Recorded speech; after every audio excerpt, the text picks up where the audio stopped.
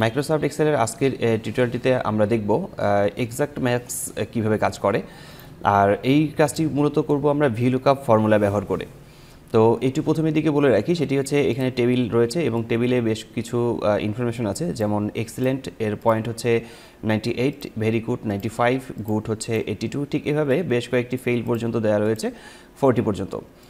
আর এখানে আমাদের এমপ্লয়ীদের নাম রয়েছে, এমপ্লয়ীদের নাম অনেক বড় একটি শিটে রয়েছে।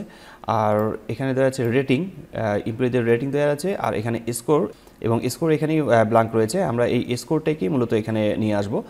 তো প্রথমে যে এমপ্লয়ি রয়েছে ওনার রেটিং হচ্ছে ফেয়ার, আর ওনার স্কোর এখানে দরকার হচ্ছে মূলত ফেয়ারের জন্য আমরা 62 চাচ্ছিলাম। আর যদি নিচের দিকে আমরা এইভাবে দেখতে থাকি যে এক একজনের মূলত এক এক রকমের রয়েছে, ফেয়ার অনেকে রয়েছে, স্যাটিসফাই রয়েছে, গুড রয়েছে, পোর রয়েছে, এরপর হচ্ছে এক্সিলেন্ট রয়েছে। তো এই সবার যদি আমরা স্কোরগুলো চাই তাহলে সেক্ষেত্রে আমরা একটা ফর্মুলা প্রয়োগ করে এখানে আমরা দেখব যে সবার স্কোরগুলো শো করবে। তো খুব সহজেই এই কাজটি আমরা করতে পারি। এই কাজটি করার জন্য আমাদেরকে মূলত ভিলুকআপ ফর্মুলা প্রয়োগ করতে হবে এবং এই টেবিল থেকে যে স্কোরগুলো রয়েছে সেটা আমাদেরকে এখানে শো করবে। তো চলুন প্রথমে আমরা এই স্কোরের এখানে ক্লিক করে আমরা প্রথমে ইকুয়াল সাইন দিচ্ছি। এরপর হচ্ছে আমরা লিখব ভিলুকআপ। ভিলুকআপ নিচের দিকে দেখতে পাচ্ছি এবং হচ্ছে এখানে ডাবল ক্লিক করে অ্যাক্টিভেট করে নিলাম। এরপর হচ্ছে আমরা ফেয়ার রেটিং থেকেই মূলত এই কাজটি করতে যাচ্ছি। এর জন্য আমরা ফেয়ারে ক্লিক করছি, প্রথমে রেটিংয়ে E2 সেলে ক্লিক করলাম।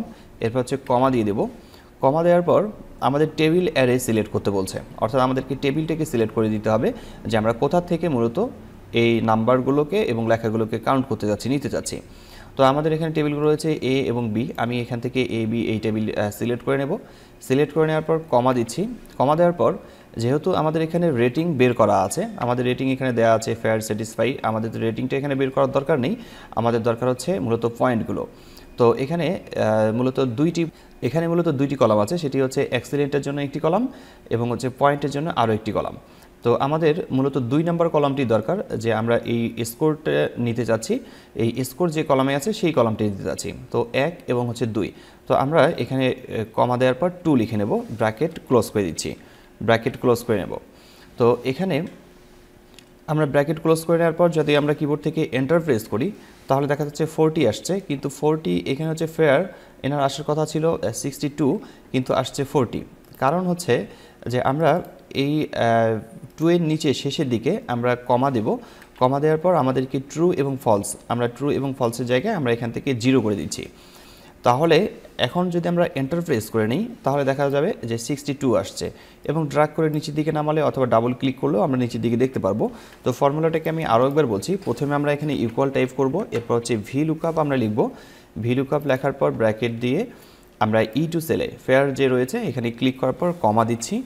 এরপর হচ্ছে আমাদের টেবিলটাকে সিলেক্ট করে নিতে হবে, আমরা পুরো টেবিলটাকে সিলেক্ট করে নেব।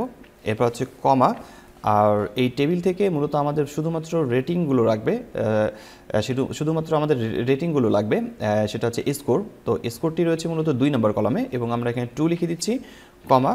এই 2 এর পরে আমাদের আর কিছু থাকবে না, 2 এর পরে ভ্যালুটা হবে 0 এবং হচ্ছে 0 দেওয়ার পর ব্র্যাকেট ক্লোজ করে এন্টার প্রেস করব। তাহলে আমরা এখন দেখতে পাচ্ছি যে ফেয়ার এর রেটিং হচ্ছে মূলত 62 দেখাচ্ছে। এখন আমরা এখান থেকে ফ্রি হ্যান্ডেল ব্যবহার করে ডাবল ক্লিক করলে আমরা নিচের দিকে এন্টার কলামে দেখতে পারবো যে অ্যাপ্লাই হয়ে গেছে বাকি রেজাল্টগুলো। এখন যদি আমরা স্যাটিসফাই দেখতে পারি সেটি হচ্ছে 72, তাহলে স্যাটিসফাই এখানে 75, এখানে 75 রয়েছে, এবং ভেরি গুড রয়েছে 95, আমরা দেখতে পারি ভেরি গুড আছে 95। এবং হচ্ছে নিচের দিকে আমরা যদি স্ক্রল করে নিচের দিকে নামিয়ে নিই, এখানে এক্সিলেন্ট রয়েছে 98 এবং হচ্ছে এখানে রয়েছে 98। তাহলে আমরা দেখতে পাচ্ছি যে স্কোরগুলো অনায়াসে এখানে অ্যাক্টিভেট হয়ে গেছে। এরপর আমরা যদি কোথাও কোনো কিছু চেঞ্জ করে নিই, যেমন এখানে ভেরি গুড আছে, আমরা ভেরি গুডের পরিবর্তে আমরা এখান থেকে উইক কথাটা লিখে দিই, উইক করে দিচ্ছি। এখন যদি আমরা এন্টার প্রেস করি অথবা অন্য কোথাও ক্লিক করে নিই তাহলে দেখতে পারবো যে এখানে নট অ্যাভেলেবেল চলে আসছে। তো আমাদের এটি আসার কারণ হচ্ছে যে এই যে টেবিলটি রয়েছে এই টেবিলে মূলত এরকম কোনো শব্দই খুঁজে পাচ্ছে না, এরকম কোনো কথাই খুঁজে পাচ্ছে না যে এখানে শো করাবে। তো এই জন্যই মূলত এখানে নট অ্যাভেলেবেল চলে আসছে। তো এখানে আরও একটি বিষয় আছে, যেমন যদি আমরা কোথাও স্পেস ব্যবহার করে নিই, যেমন গুটের সামনে আমরা স্পেস ব্যবহার করছি, এরপর হচ্ছে আমরা এখানে পোর এখানে সামনে আমরা স্পেস ব্যবহার করছি, এখানে ভেরি গুড এর মাঝখানে আমরা স্পেস ব্যবহার করছি। তো এখানে দেখা যাচ্ছে যে এই স্পেস থাকার কারণে এক্সিলেন্টের এখানে স্পেস ব্যবহার করছি, তো এই স্পেস থাকার কারণে এখানে কিন্তু নট অ্যাভেলেবেল শো করছে।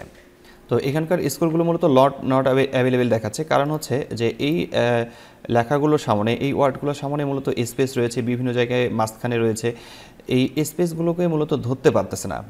এই স্পেসগুলোকে মূলত এই ফর্মুলা প্রয়োগ করে আমরা ধরতে পাচ্ছি না। কিন্তু আমরা যখন ডেটা এন্ট্রি করব তখন কিন্তু অনেক সময় দেখা যায় যে আমরা আনওয়ান্টেড কিছু স্পেস চলে আসে, আর সেগুলো যদি নট অ্যাভেলেবেল দেখায় তাহলে আমরা ফর্মুলাটিকে ভুল ধরে নিই।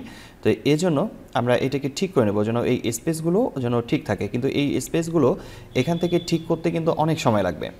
এই জন্য আমরা ফর্মুলাতে ডাবল ক্লিক করে নিচ্ছি। ফর্মুলাটাকে আমরা এখান থেকে এই ফর্মুলার এখানে ভিলুকআপের পর এখানে আমরা লিখব ট্রিম লিখব। আমরা এখান থেকে ট্রিম লিখব। ট্রিম লেখার পর ডাবল ক্লিক করে নিচ্ছি, ট্রিম করে নিচ্ছি এবং হচ্ছে E2 যে সেলটি রয়েছে E2কে আমরা ব্র্যাকেট ক্লোজ করে দিচ্ছি।